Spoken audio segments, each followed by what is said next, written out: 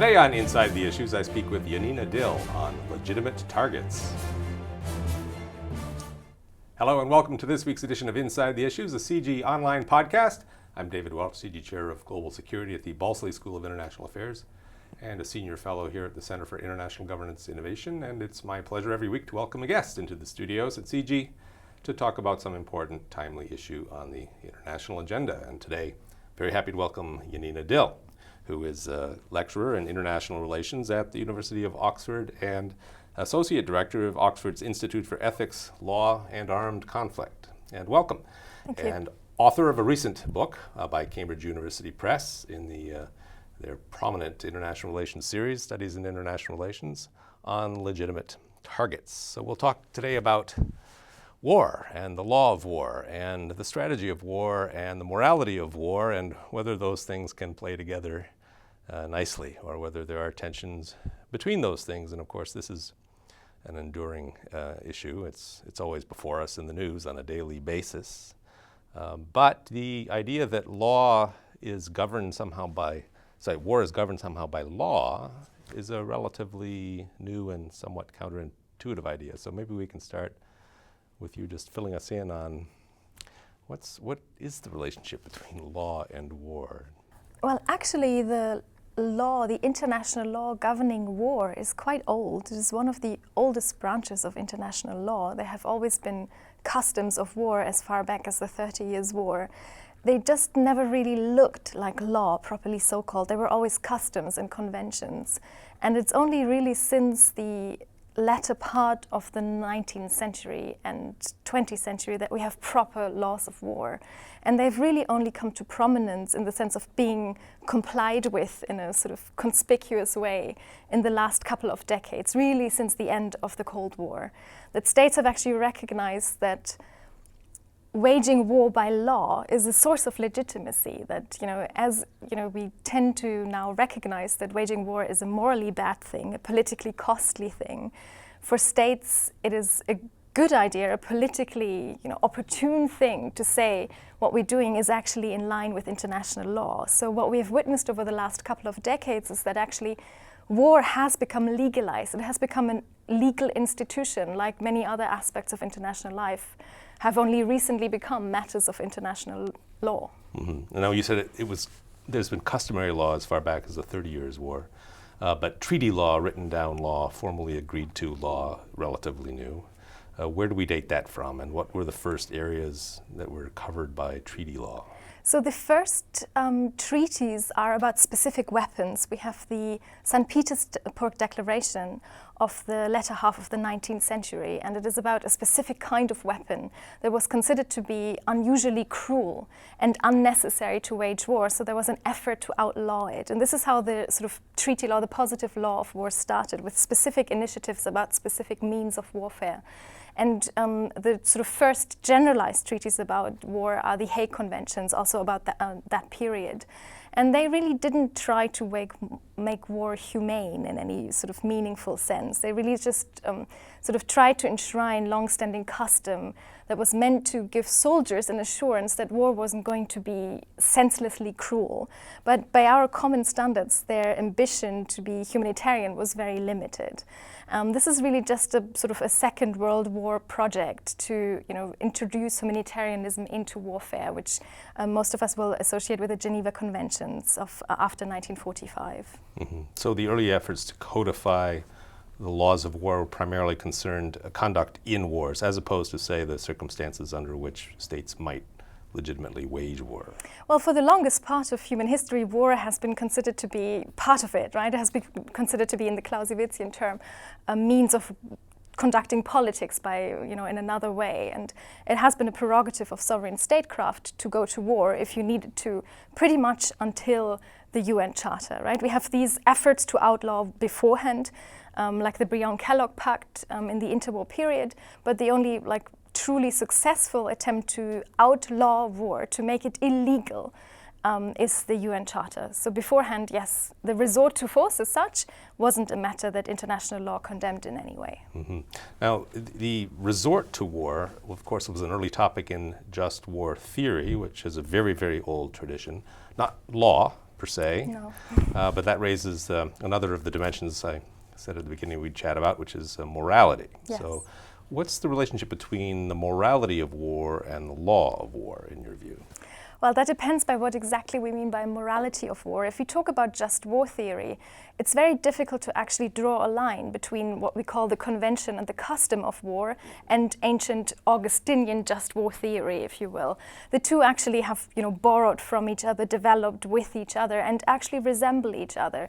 So what we now would consider conventional just war theory, which we associate with philosophers like Michael Walzer, is very much in line with international law. It separates the conduct from the resort.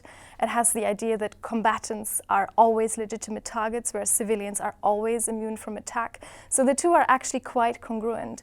But if we now ask what would be a morality of war, if we were to say approach warfare on the basis of the moral standards that we generally espouse in peacetime, morality of war would look very different. And we have had basically over the last decade what we call a revisionist just war theory gaining in prominence. It's mostly associated with Jeff McMahon. And that is really the attempt to say, okay, common standards of morality in the 21st century ask for much more than just the idea to separate a society into two groups, combatants and civilians, one being always liable to attack and the other one being always immune. If we really want to approach war from a moral perspective, we have to ask who's actually truly liable to being killed in a war and who should be immune from attack based on their individual conduct, their individual desert and liability. And that diverges rather radically from the law as it stands. Mm-hmm. And this is part of what you call the trilemma of war in the modern age. Yes. Maybe you can unpack that a bit for us. That's a fascinating concept. So I've basically asked that, I've approached war from the perspective of three different normative standards. I've asked, what does the law ask the belligerent to do? What does morality ask? And what do the imperatives of the 21st century battlefield suggest a belligerent do? And I specifically looked at the question of who a belligerent should attack, both in terms of people as well as objects, on the assumption that there is a fundamental problem a belligerent faces, a fundamental challenge, which is in order to win a war, you have to kill people and break things. But at the same time, killing people and break things in the 21st century carries some reputational, some political costs to it. So you can't just kill and break as much as possible as you will. And so the question I asked is, how should a belligerent distribute harm in war? Where to direct it? From the point of view of morality, strategy, and law. And what I call the trilemma is the finding that the three actually point in different directions, that they ask for a different logic to wage war. And I call these logics sufficiency, efficiency, and liability. Liability obviously being the criterion to which, according to which morality would suggest we distribute harm, efficiency being the predominant strategic imperative, and sufficiency is what I call the logic that law envisages a belligerent follows when killing people and breaking things, as you will. Sufficient in what particular sense? Sufficient to accomplish a sort of a generic military victory, or sufficient for something else? Well, that was the crucial question, because obviously law can't just say you can do whatever is sufficient to win, right, or sufficient to achieve whatever you want, because that wouldn't really be a meaningful way of constraining belligerent. It would just be essentially saying you can do what you want, which is not what the function of law, as you will. So sufficiency, I mean in the sense that it allows violence that is sufficient for a competition between militaries to be possible to be carried out, right? So law needs to meaningfully restrain belligerents without making war impossible. Because if it were impossible, it would simply be ignored by belligerents. And international law needs to give belligerents an incentive for compliance, because it isn't enforced in the same way as domestic law. So by sufficiency, I literally mean that it allows only violence that is necessary, but enough violence for that competition to be possible. Right. So to put some color on this trilemma, some concrete grounding here, what are some examples of the things belligerents might do differently, depending upon whether they were being guided by the sufficiency criterion, the efficiency criterion, and the liability criterion? One of the sort of strategic currents in military thinking that has become very prominent over the last couple of years is something we call effects-based targeting. Specifically, the US Air Force has expounded that, but it has been quite popular among many Western militaries, even the Israeli military. And for me, that is a very good example of waging war according to the logic of efficiency. There are three main rules that it puts forward. The first is that it actually is the crucial effect that a belligerent should try to achieve isn't necessarily destroying some part of the enemy. It is to get a reaction out of the enemy. The second rule is that that reaction isn't actually linked to the goal of overcoming the military part of the enemy. It is linked to the political goal of the war. So it might look very different in different contexts, right? The point isn't to erode the military capabilities of the enemy. It is to actually get to the political goal of the armed conflict, the desired end state, as directly and as quickly as possible. Not just as directly and as quickly, but also as efficient as possible in terms of time, blood, treasure, in every possible way. So it is would lead to targeting things like if you have a war in which regime change is the political goal, then effects-based targeting, or what I call the logic of efficiency, would suggest that you go directly for the political fabric of that regime, that you would target the headquarters of the party in question, the civilian leadership. Whereas, say, a sufficiency criterion would say, well, what you have to go for is military victory. For that, it doesn't matter that to get a reaction out of the enemy, but what you're trying is to destroy their military hardware. And once you have gotten military victory, you can then try and translate that into whatever you wanted to do, politically speaking. Because it's not all right to attack civilians. No, legally speaking, obviously, it's not all right to attack civilians. I mean, there's an open question under the law who exactly counts as a civilian, right? If we speak about the leadership of a country that is rather authoritarian, a lot of the time who we would consider a civilian leader is effectively integrated into the chain of command, wears a uniform. On the other hand, a lot of the time we also have leadership wearing uniforms in these countries that aren't really combatants, for the sake of the law.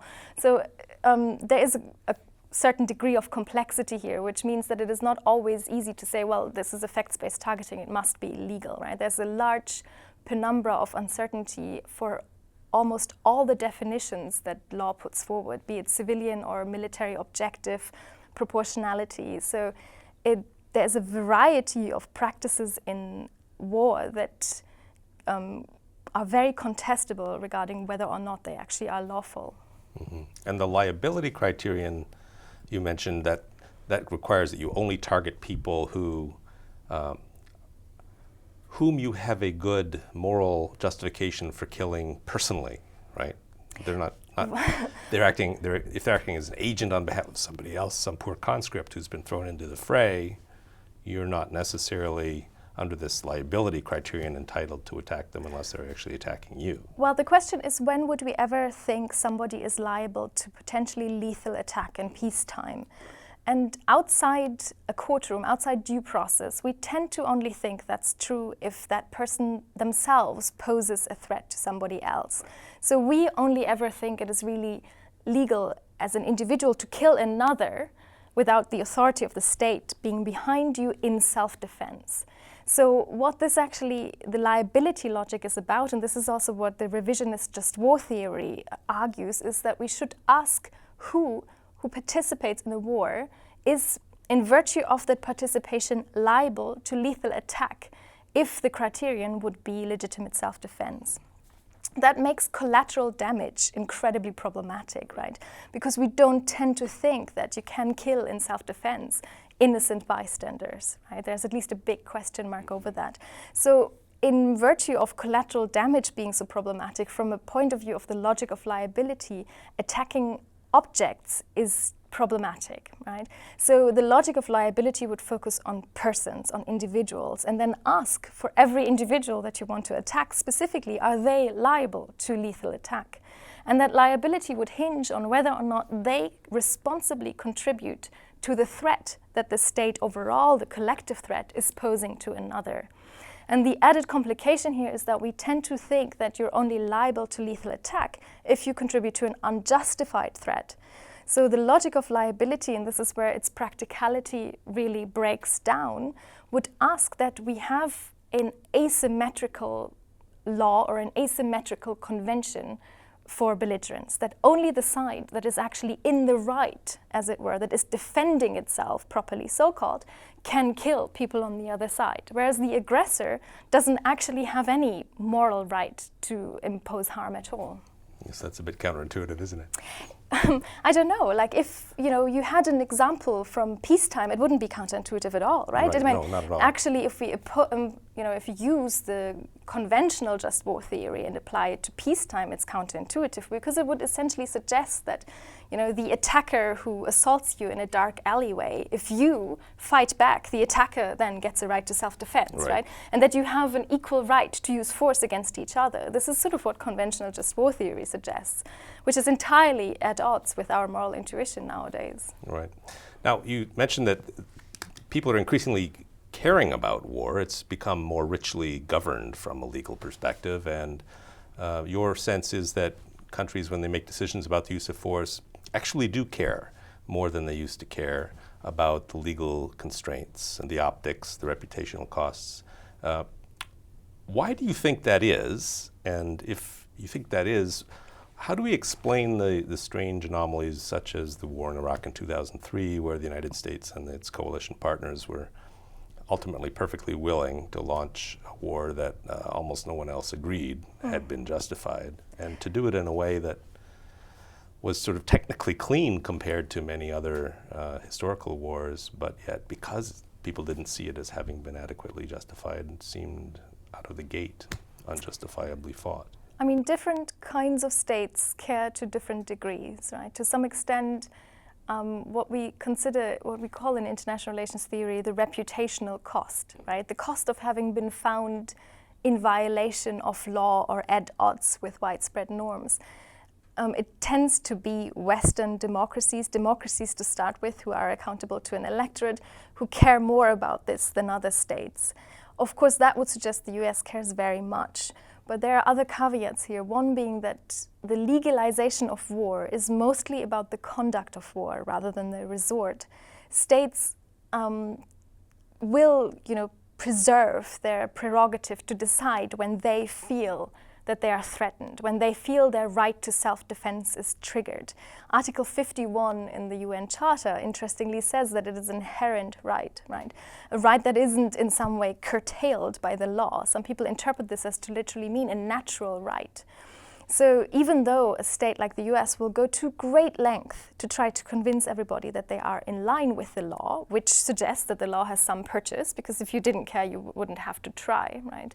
But in the end of the day, the perception of being threatened by another state will outweigh the potentially negative consequences of having been found in violation, or having large parts of the international community considering you to be in violation.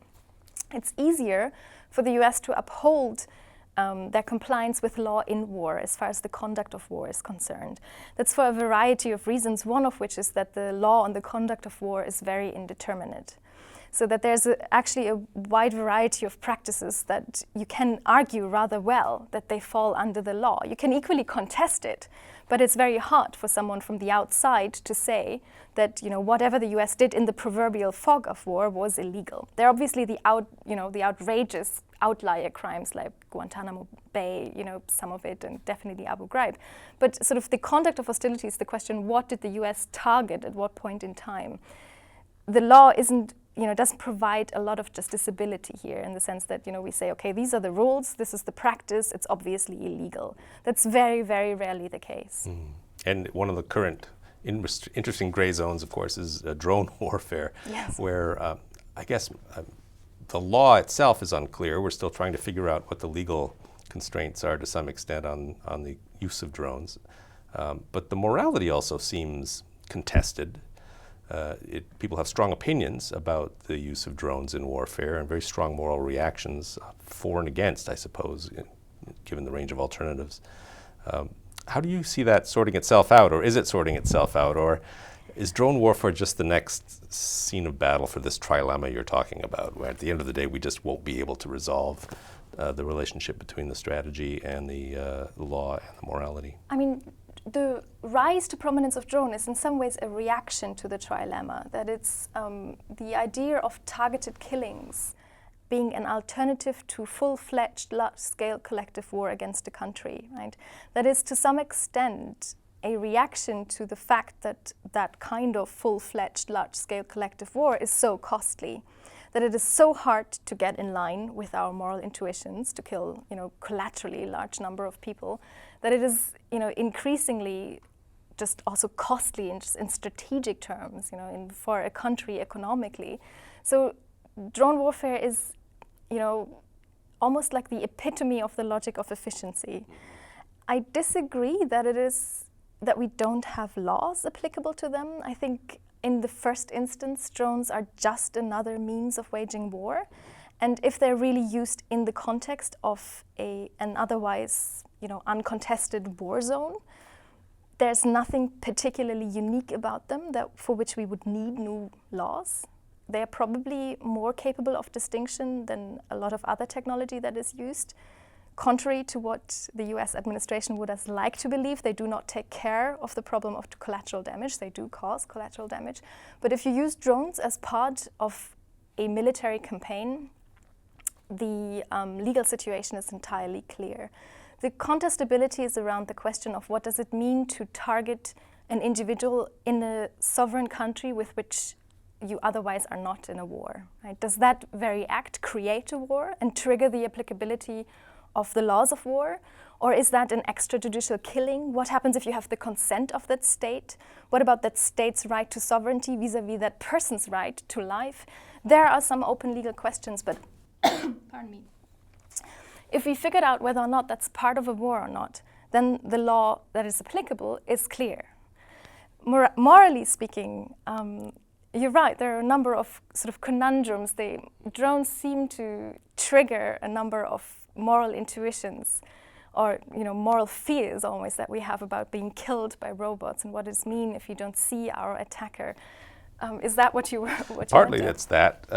Partly I've heard repeatedly people voice a kind of a moral abhorrence of the idea that somebody sitting in a control room in Nevada could, by remote control, almost video game style, without putting him or herself at any physical risk of harm, kill somebody on the other side of the planet in the tribal belt of northwest Pakistan or something like that. And it's just the idea that it's conflict at such a distance that involves no personal risk to the operator strikes people as morally abhorrent, which I find interesting in part because essentially that person who finds it morally abhorrent is saying, well, it'd be better, all other things being equal, if two people were at risk of dying rather than one person was at risk of dying, which also tends to violate our moral intuitions. So a number of interesting curiosities of that kind. Yeah, no, you're absolutely right. I mean, the one thing that people fear is that it is easier to kill another human being if you see it on a video screen rather than seeing it see through a targeting pod of a fighter jet. I mean, this is an empirical question, which I think the research that exists tends to undermine, to deny, because partly drone operators, as far as I'm informed, have equal rates of post-traumatic stress disorder as people actually deployed in war zones. But that I'm not an expert on that, so I'm not sure that is actually true. Well, that's my understanding. Regarding the moral relevance of the attacker putting themselves at risk, it depends on what we think a war is, right? If it were a sports tournament in which the legitimacy of someone potentially dying was somehow based on the prior consent of both parties to put themselves at equal risk, then that would be morally salient. But that isn't what wars are like. Most people who are in war, who are put at risk in war, haven't consented to anything like that. They are not sort of, this isn't what war is like. And on that grounds, I would agree with you that keeping somebody out of harm's way is, prima facie, all things considered, a moral advantage. Obviously, it also ultimately depends on the question of what we think the moral status of the drone operator or, the alternative would be of pilot is, right? Do we think that they are worthy of protection or somehow liable to attack? Right. I mean, it is generally an illusion to think that before the invention of drones, we didn't have such a thing as fairly riskless warfare, right? I mean, long-range artillery, but definitely most of modern air warfare, gave the attacker quite a chance to keep their troops out of harm's way. There's also the question, of course, about the autonomous drones or semi-autonomous drones, and whether it's better or worse from a moral perspective that humans are out of the decision-making loop at all when it comes to pulling the trigger. That, of course, I gather is completely unresolved in the literature. But in our time remaining, maybe we could talk a bit about sub-state conflict and not the traditional interstate war, because you're at an institute that studies ethics and armed conflict, and increasingly armed conflict now is not traditional interstate war. How does the trilemma change, or does it exist at all in your mind when it comes to intrastate war or unconventional forms of warfare today? Intrastate wars, civil wars, are a very heterogeneous phenomenon, so it's much harder to generalize. There's much more of it. Part of the way that makes it easy to say fairly generalizable things about interstate war is that it's a fairly rare phenomenon in the contemporary world. So civil wars are a moving target, and they're very manifold, so it's hard to say this applies or it doesn't apply. But there are a couple of things that are systematically different if we deal with non-state belligerents. One of which is that the reputation question arises in a very different way.